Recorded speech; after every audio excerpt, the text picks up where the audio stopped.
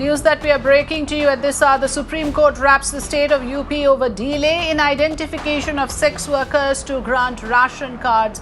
The Supreme Court had directed all states to identify sex workers and give them ration during the COVID lockdown that has affected their incomes. So that's the information coming in right here on Mirror Now, with the Supreme Court now ordering states to provide ration and provide for their basic amenities of food to sex workers, since their incomes have been badly impacted during the lockdown period. The Supreme Court pulls up Uttar Pradesh over the delay in identifying beneficiaries and says that only lip service by the UP government, where identification is still pending. Meenakshi joining me on the phone line. Meenakshi, this is an important area which is being addressed by the Supreme Court. The often neglected lot of the sex workers, who also of course need to survive. Their businesses have been completely impacted by the lockdown period. What is the observation made by the top court in this regard?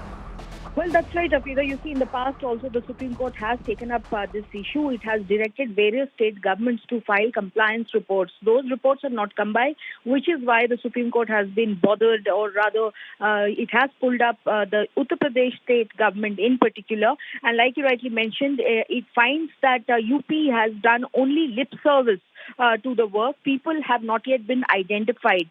Supreme Court went on to further observe how this is a matter which does not brook delay. It is a question of someone's survival.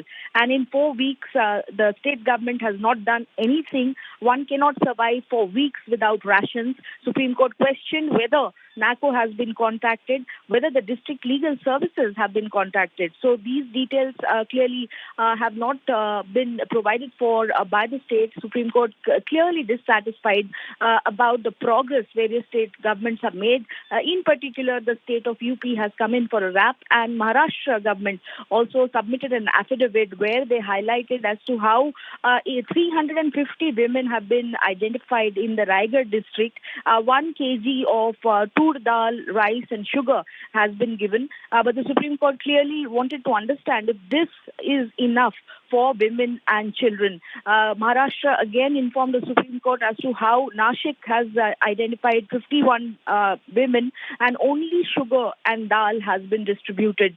So the Supreme Court frowning upon this as well, saying that the distribution of the ration scheme should be more uniform and reasonable. And the Supreme Court went on to observe as to how currently there is no uniformity in the distribution of these rations.